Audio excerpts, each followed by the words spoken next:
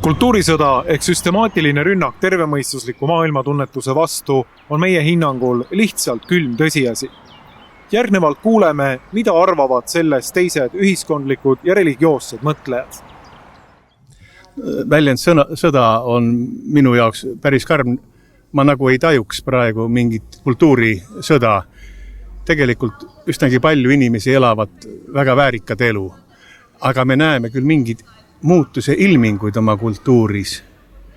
Ja ega me vast oma kultuuri nagu ei tajugi. Kultuur on midagi sellist, mis on meile nii loomulik ja omane, endast mõistetav, nagu tervis, mida on raske kirjeldada. Aga kui kusagilt midagi valutama hakkab, seda on kergem kirjeldada. Aga me näeme juba neid kohti, kus valutama hakkab. Võib-olla need on väikesed asjad. No minu jaoks on suur üllatus see, et paljud, kes astuvad kirikusse tänavalt, ei märka mütsi peast võtta. Ka vanemad tulevad väikeste lastega, poistel on mütsid peas. Vanemad ei oska ütelda, et müts tuleks peast ära võtta. No tõsi on see, et ega see müts ju midagi ka halba ju ei tee. See võib ju olla peas ja ilus müts ka. Ja võib-olla poiss armastab seda. Ka söögi juures ma näen, laua juures süüakse müts on peas. Aga mütsi kergitamine on olnud üks sellise lugupidamise väljendus. Ta on hinnangut määranud, nii nagu vana laul ütleb, et Mats võtab mütsi maha küll. See sünnib kodus kirikus, kuid mitte mõisjõues. Ja mütsiga näidatagi, mida austati ja mida ei austata. Ja palju kantigi mütsi just ainult sellepärast, et kergitada, et lugupidamist näidata teise vastu, mütsi peast ära võtta. Ja muidugi, kui minna teise kloostrisse, siis öeldakse, et siis tuleb selle kloostri kommete kohaselt seal käituda. Ja me arvame ka, et kui keegi läheb teise ühiskonda elama, siis viisakas oleks selle ühiskonna või selle kultuuri kommete järgi käituda. Kui tullakse oma veendumustega, oma usuga, siis tal on küll õigus seda teha, aga see on ebaviisakas. Ja see meid nagu puudutabki, et kui ei jälgita selliseid tavasid, millega me teineteisele väljendasime lugupidamist ja austust, siis meil tundub, et midagi on juba liimist lahti läinud ja me arutame ja me ei teagi enam, milles see probleem, miks me oleme solvunud, mis seal muutub. Eks matuste ja surmaga on teine probleem, kus me näeme sellist muutust. Vanemate austamine on olnud üks osa meie kultuurist ja et üks rahvas ja kultuur säiliks, selleks on vajalik, et me oma vanemaid ja vanemaid põlvkondi hindame. Pühad paigad, kuhu me nad matame, haudade korras hoidmine on üks väline vahend, mis aitab seda mälestust hoida. Aga ja praegu seda suur osa inimesi väga pühalt ja hardalt jälgib, aga on hulk inimesi, kes juba enam ei tea, kuidas omaste põrmuga käituda. On päris mures ja vahel püütakse see päris unustusse, kas lennukilt maha visata või merre visata, see jäänused, et kaoks kogu mälestus. Et siin on jälle selline üks kultuuriline muutus. Minu jaoks oli suur üllatus, pidasin ühte loengut ja ütlesin, et eks ikka andmise rõõm on suurem kui saamise rõõm. Ja Saar hakkas naerma. Mis rumalad juttu ma räägin. Ja see oli minu jaoks tõsine löök. Ma tundsin, et meie kultuuris on tõesti juba mingisugused nihked olemas. Rääkisin 2 päeva tagasi. Ühest mehest räägiti mulle, kes oli veendunud selles, et kui sa teed teisele head, siis sa teed endale halba. Need on märgid, mis kõnelevad, et mingisugune elutunnetus hakkab meil kaduma, mis meil varem oli. Kas seda on riiklikult võimalik kuragi korraldada, seda ma sügavalt kahtlen. Kogu kristliku kiriku töö on olnud see, et Jumal muudab inimeste südameid ja see muutus saab toimuda iga inimese juures ja ükshaaval. Aga inimese loomkord selline on, et ega ta ei taha õppust nii naljalt võtta, ta peab ikkagi väga valusad kogemused saada enne, kui ta ükskord jälle õppust võtab. Nii on ajalugu näidanud, et on tõusud ja langesed, kultuurid on õitsenud ja on kadunud. Et see tuleb omal nahal nagu läbi käia. Muidugi meil oleks hea, kui me saaksime ütelda, et hoiame oma kultuuri, hoiame seda, mis meie vanematel oli.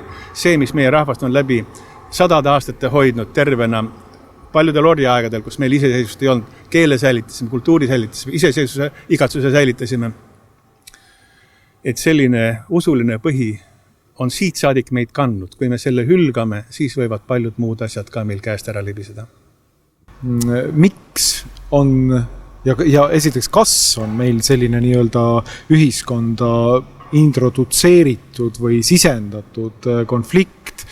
Miks see konflikt on kasulik kellegile või miks ta siin on üldse? No mina arvan, et väga paljud asjad saavad alguse ka usulistest hoiakutest. See, et on olemas usklikud ja uskmatud, see on tühi jutt. Kõik inimesed on usklikud. Küsimus on ainult, mida keegi usub. Kui keegi usub, et Jumalat ei ole olemas, siis see usk määrab tema sellise ideoloogia väljavaated. Kui ta usub, et temast endast sõltub kõik siin maailmas, siis see paneb tega tegutsema, kui talle tundub, et see elu on ainus, mis meil on ja pärast seda ei ole mitte midagi.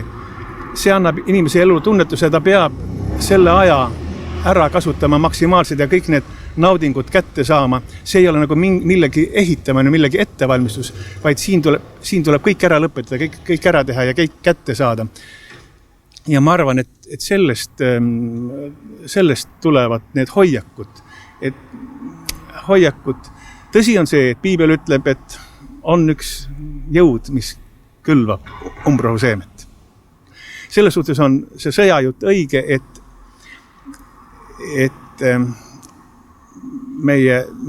meie usu järgi me teame, et on olemas inimest üles ehitavad jõud ja on inimelu lammutavad jõud. Ja need inimelu lammutavad jõud külvavad sellist seemet, mis kasvades lämmatavad sellise kultuurse, haritud ja viljakandva osa. Väga palju on sellest, mis on selle maailma kese meil. Kui inimene on ise maailma kese, siis on loomulik see, et kõik lähtub inimesest, inimese heaolust, inimese soovidest, inimeste vajaduste rahuldamisest. Ja see on üks teatud hoiak, osa inimesi usuvad seda.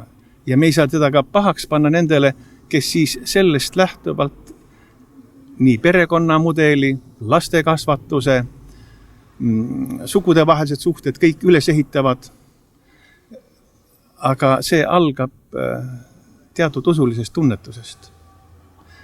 Millised on need väärtused, mis teile on olnud kõige olulisemad ja tähtsamad ja kuidas ja kas olete tundnud Eesti ühiskonnas, et need väärtused on rünnaku all? No vast, mis nüüd viimasel ajal on puudutanud, on perekonna mõiste. Me korraldame suuri pidustusi ja tahame kutsuda külalisi ja tahame kutsuda koos abikaasadega, aga me ei tea, kas nad on abielus või ei ole. Kirik siiamaani ei ole aktsepteerinud sellist mõistet nagu elukaaslane. Võib olla paljud sõbrad, võib olla paljud tuttavad, kes omavahel tegutsevad, aga sellist vahepealset mõistet, et abielus ei olda, aga elatakse nagu abielus. Sellist mõistet ei olnud. Eks need vanad suured pulmad, kihkluse maha kuulutamised olid sellepärast, et abielu oli avalik asi. Abielu on salajane asi. Kui abieluti, siis kõik teadsid, et nüüd ollakse abielus ja enam teistega ei ole võimalik suhted sõlmida, kossi ei ole vaja enam tulla ega minna. Ja asi oli selge. Tänasel päeval me elame ja nüüd enam ei tea, kas inimesed on abielus või ei ole abielus. Meie vanasti olid kõik sellised meie kiriku kirjad üles ehitatud perekonnamudeli järgi. Olid ema ja isa, olid nende lapsed, nende abikaasad. nüüd me ei kasuta enam ise isa nime ega ema nime, seda võib inimene ise kasutada, kui ta tahab ja kui ta ei taha, ei kasuta. Nüüd on mingi numbrikood ja isik, kõik on vaid isikud ja numbriga. Enam perekondlikke sidemeid sellistes eriti ei loeta ja ka nüüd ka uued moodsad sellised raamatud, registrid enam, küllap sealt on võimalik leida peresidemed üles küll, aga nad ei ole nagu esimehe kohal esile toodud. Et kõik on indiviidid, enam ei ole sellist kogukonda, ei ole perekonda, ei ole seda tugistruktuuri. Need on asjad, mis on minule teinud palju haiget. Et midagi olulist tundub käest libisevat. Mida me peaksime tegema, et Eesti saaks jalgele, et Eesti võiks olla nii-öelda juurduda mingistes väärtustes, mis oleksid tõesti elujaatavad ja aitaksid Eestil kasvada? Ma usun, et elul on palju kõrgem mõte, kui me arvame. Ja me ei suuda inimelu ette kujuta ilma jumaliku dimensioonita, ilma jumaliku mõtestamiseta. Ja kui me seda jumalikku mõtet ei otsi enda rahva ja igaüks enda jaoks, siis muutub olemine mõttetuks ja kui me oleme mõttetud, siis on päris loomulik, et me kaome, siis peale ka millestki kahju. Siis see võibki kaduda. Mõttetud asjad ikka lähevad prügikasti. Ma arvan, et me oleme Jumala looming ja meie elu on mõte siis, kui me oleme ühendatud Jumalaga ja Jumala pool kasutatavad. Nii nagu üks pliiats on inimese looming ja selle pliiatsil on mõte siis, kui see on inimese käes. Ja kui ta ei ole, kui ta kusagil on tänaval või lauasahtlis, siis ta on ainult pliiats, aga tal ei ole mingit mõtet. Tal on mõtet nii palju, et ta võib sattuda inimese kätte ja ta võib hakata kasutama. Ja selles suhtes meil on mõte see, et me võime sattuda kõik Jumala kätte. Praegu on veel armuaeg. Aga Jumal on see, kes mõtte annab. Ja muidugi, meil on väga raske, pliiatsil on väga raske ütelda, mis on tema elu mõte. Ta võib kurta, et elu on nii raske, et nühitakse ninaga mööda paberid need jutte järgi. No ja see ongi see mõte. Ja.